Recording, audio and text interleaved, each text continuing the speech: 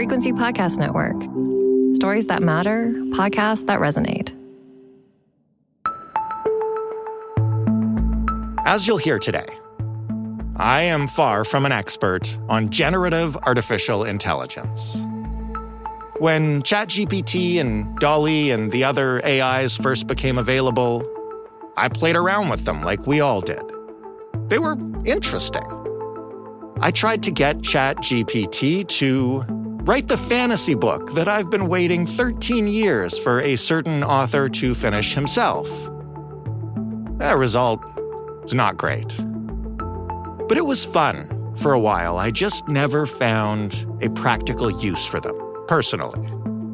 Now, you could argue that I am a creative professional worried that generative AI is coming for my job, and that makes me biased. You might even be right.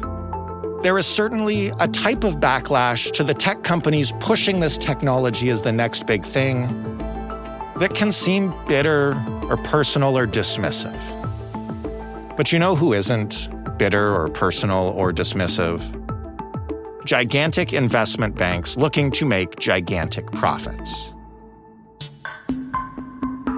In fact, they're among the most credible sources of analysis on new technology, given that the next big thing in tech, whatever it is, will be worth tens of billions of dollars to the firms that invest in it. And institutions like Goldman Sachs are very much in the business of making tens of billions of dollars. So, yeah, when I say, guys, I don't know about this ChatGPT thing, seems like a gimmick, whatever, you don't have to listen to me. But when an official report from one of the world's most successful investment banks says essentially the exact same thing, well, it's probably time to consider the future of generative AI and if it has much of one.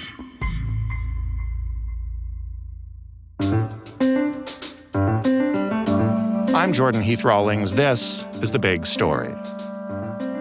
Ed Zitron is the CEO of EZPR, which is a national tech and business public relations agency. He is also the author of the impeccably named tech and culture newsletter, Where's Your Ed At? Hello, Ed. Hey, how's it going? I'm doing well, and I'm often fascinated by your AI writing because as somebody who has often struggled to see the use cases for generative AI, you seem to get at that a lot. Yeah, and it's a very frustrating movement because you see all of these headlines about the AI present and the AI future and how many crazy things AI will do. But if you look even a millimeter under the surface, there's nothing. There really isn't a killer app at all. It's been a while now. We should have one. The reason you're here today is because in one of your recent posts, you dug into a report from Goldman Sachs about the actual money that is supposed to be driving all of this. And that's what I want to talk to you about, but maybe just set the groundwork for us. When did this era of generative AI really begin? Like when we talk about the current movement, what are we discussing? So we're really talking about the launch of ChatGPT in November 2022. And that was when the very first real exposure for large language models happened. They were puttering around, I think, since like 2019, perhaps. But ChatGPT was the moment where everyone kind of said, wow, you can generate a lot of text from this. You can generate entire articles that seem good as long as you don't read them. And we'd already kind of had some exposure to it through DALL-E Mini, which was OpenAI's way of generating images. Right. And I think that predated ChatGPT. But from there, the extrapolation from ChatGPT to just this incredibly insane AI narrative has just been, I have not seen anything like it. I think we all remember, or at least most of us who have played around with the thing, remember when ChatGPT opened up, going and throwing some fun prompts in there or just trying to get it to engage with you. But over the past couple of years, as to your point, this movement has been growing and growing. Where has ChatGPT been utilized? And I don't mean just ChatGPT, but all the large language models. What have they been incorporated into at this point? That's a bloody good question. So There are startups that are based on GPT that have found quick ways to generate answers to queries. There are a ton of different companies that help you evaluate large data sets using generative AI. And otherwise, nowhere that you'd actually really use. It's in Bing's search engine, so Microsoft search engine. You can use it there. It's in Google search, which is why we have Google search telling us to eat rocks. Right. Or put glue on pizza, which by the way, those two queries, everyone's saying they're gone now. They have other stupid ones to replace them.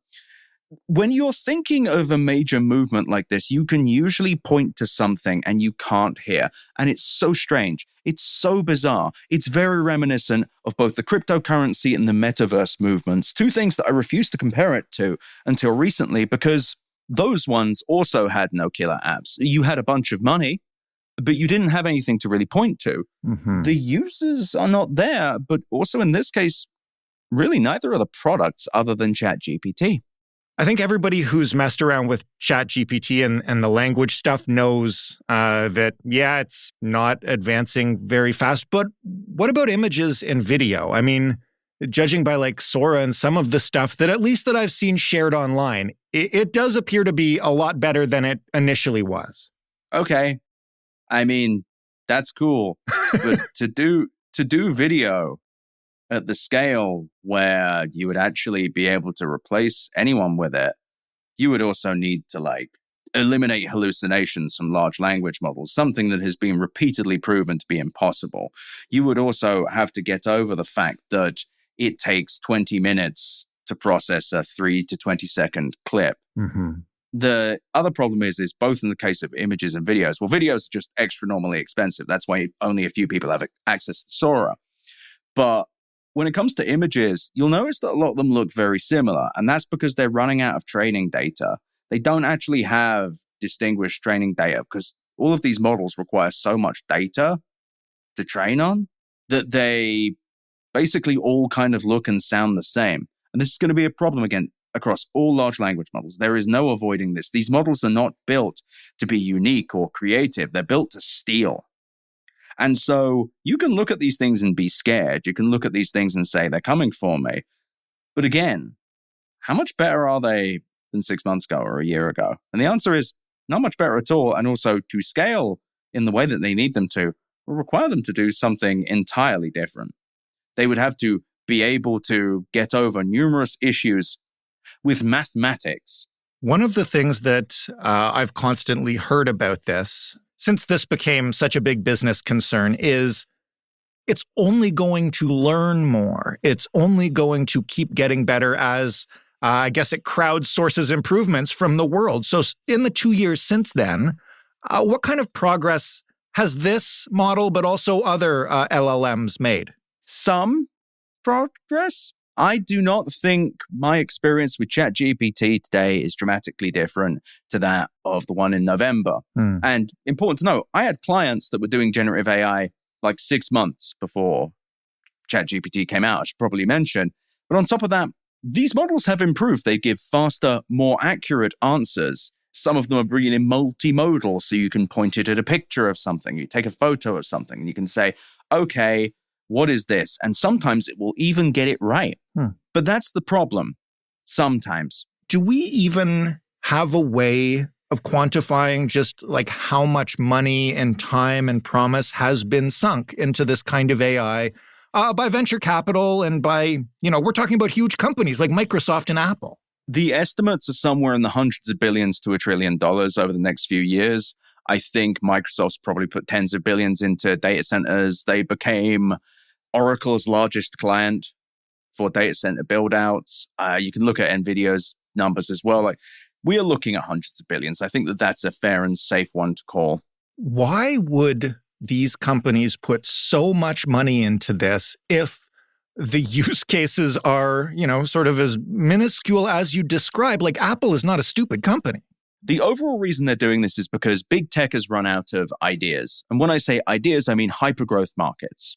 In the 2000s and early 2010s, they were quite lucky. There were a lot of lands to conquer. There were lots of places to look at and say, okay, we can build out cloud compute because people need to run software on the internet. That's a classic thing. We can build out large ways to have data lakes and evaluate the data within them. Again, useful businesses.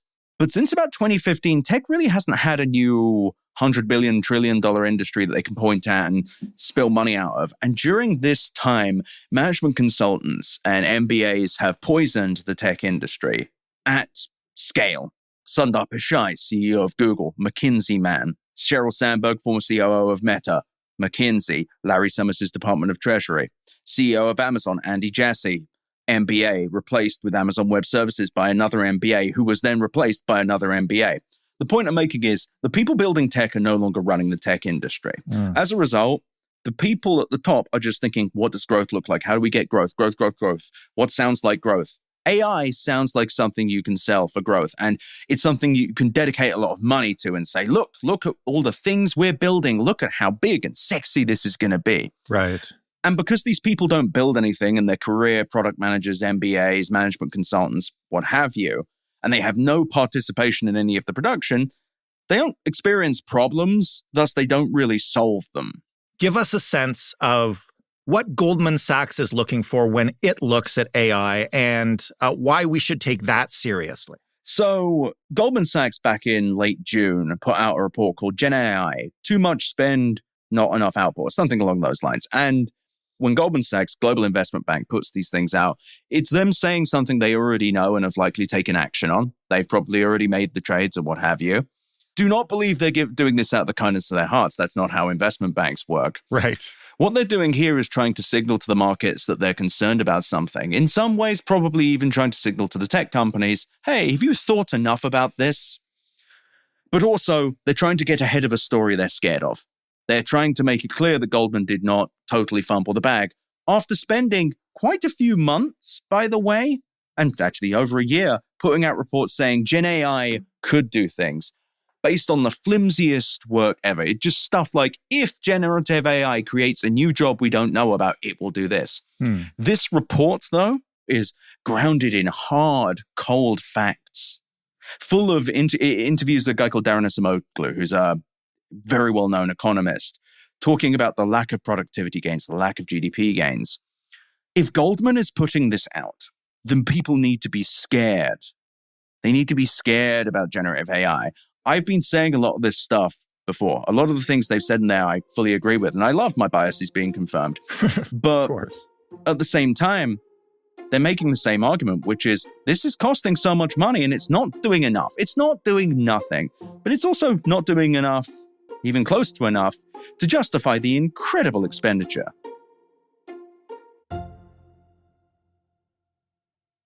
When we talk about the mainstream reporting around AI and even perhaps Goldman Sachs' previous analysis of Gen AI, what did that kind of stuff obfuscate, in your opinion?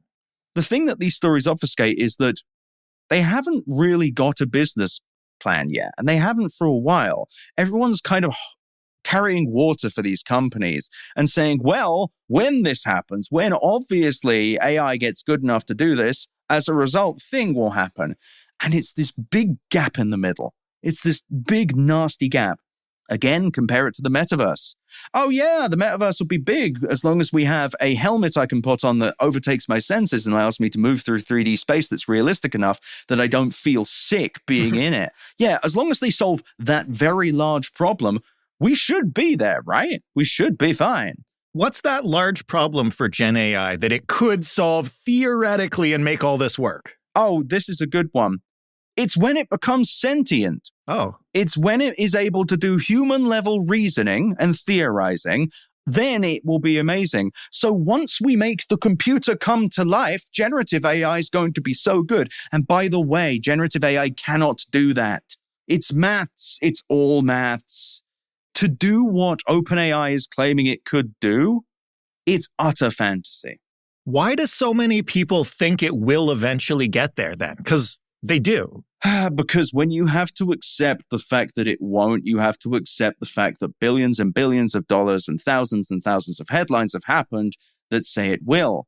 And that all of this money has gone into what exactly? I'm really confused with this whole thing because it doesn't even feel like these companies are being reported on correctly. It feels like the The trust is there in these companies, despite the fact that people like Sam Altman have been liars most of their careers. And it's just so strange. You'd think that people would have learned it. But I guess what their answer is just these big tech companies wouldn't put billions of dollars into useless nonsense, would they? Well, not useless, but quasi-useless. They wouldn't lie to us about what the possibilities are, right? So let's talk about what happens when an investment bank confronts what you just described, that maybe we have to admit that this is never going to get there. Tell me about Jim Cavello in the Goldman Sachs report. Who is he and why should we listen to him? So Jim Cavello, he's a beast. He's been around decades. He is one of the most respected semiconductors and tech analysts out there. And also, he's been around multiple booms and busts. So his whole thing was he dispelled several big notions that only he is really capable of dispelling. So one of them being, it's just like the early days of the internet. And he said, that's ahistorical. It's not like the early days of the internet because so people say, oh, well, there were $64,000 servers that the internet required to run. Very true. However, there were far less of them required to make the internet run. Also, people argue, well, the costs of tech at first are expensive. And he said, also wrong. The early days of the internet brought down the price of things like commerce because of e-commerce, immediate return on investment from e-commerce. And then another one I like is people claim that, oh, well, the early days of the smartphone, people said this was nonsense, right? Right. Wrong. He said he sat through thousands of presentations where people talked about smartphones in the early 2000s.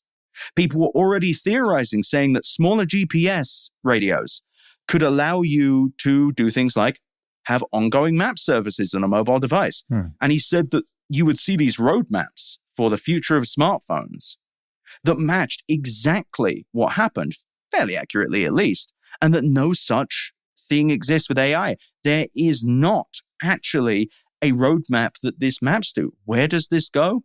The answer's not necessarily anywhere.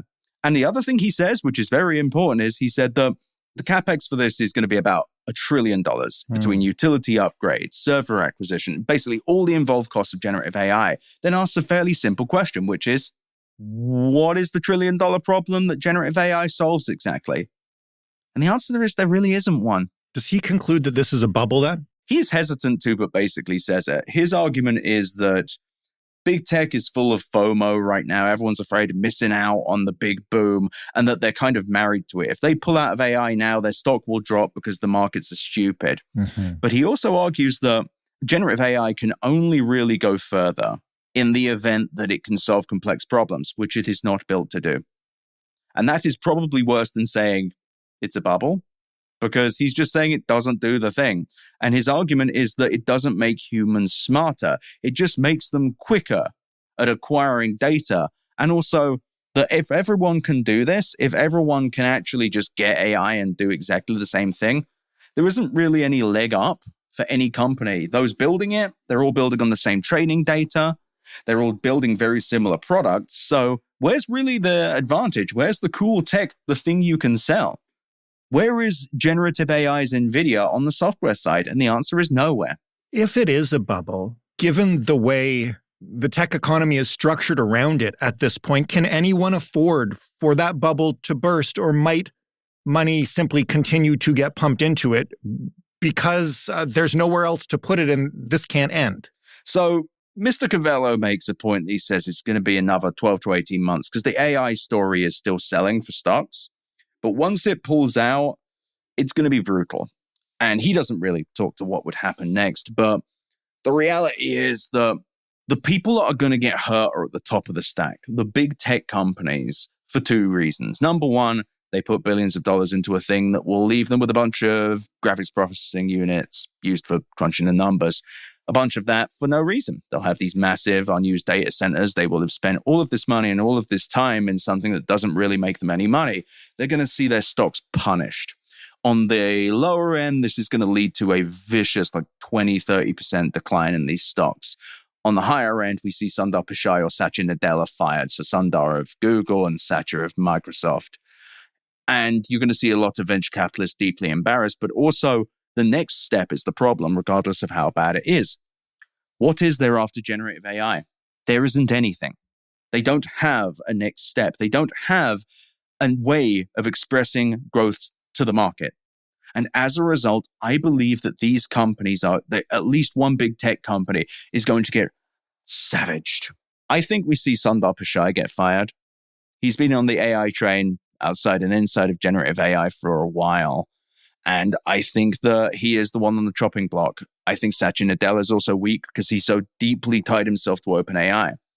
I also think we're going to see a kind of mental health crisis within tech as they realize that there really isn't a next big thing. Will they actually then perhaps turn to improving the core services that made them what they are here? I mean, I could be speaking of anyone, but I guess I'm talking about Google. I'm not sure where you got the idea that they do such a thing, but it was wishful thinking, maybe. Wishful thinking, but we are going to see a reckoning with the stock market and how the stock market evaluates these companies. And I hope that it changes how they do business, because the reality is these companies are exceedingly weak unless they can grow forever. If they grow forever, they're decently strong. Otherwise, their actual fundamental companies themselves are pretty bad. It sucks really bad because some of them, like Google, will have the capacity to do real good. How will we know if this is a bubble and it bursts? Like, will there be a sign? Is there something you're watching for, maybe within the next 12 to 18 months, as Cavello says, but just in general, that will signal to you like, oh shit, everybody is now realizing that this is not happening? It will be one of a few things. Number one, I expect one of the large overfunded AI companies to go kaput, probably Character.ai. I think there are some others, but Character.ai feels like the one for me, at least. The most obvious ones are going to be if NVIDIA stumbles at all. If NVIDIA starts saying, oh yeah, sales have slowed. But the real sign will be if Microsoft or Google, Microsoft really is the one I'm looking at. If they start getting their stocks dinged because the revenue growth isn't there. And once Microsoft stumbles, if they stumble for this reason, that begins the apocalypse. Ed, thank you so much for this. I always appreciate you walking me through this super complex stuff. My pleasure. Ed Zitron is the author of Where's Your Ed At? And that was The Big Story. For more, you can head to thebigstorypodcast.ca. You can also send us feedback to hello@thebigstorypodcast.ca or by calling us on the phone and leaving a voicemail, 416-935-5935. Bonus points if your response is generated by AI. The Big Story is available in every single podcast player and, of course, on your smart speaker. Just ask it to play The Big Story Podcast. Thanks for listening. I'm Jordan Heath Rawlings. We'll have a special treat in the feed for you. As usual, on the weekend, we'll have a feedback episode for you on the holiday Monday, and we'll be back with a fresh big story on Tuesday. We'll talk then.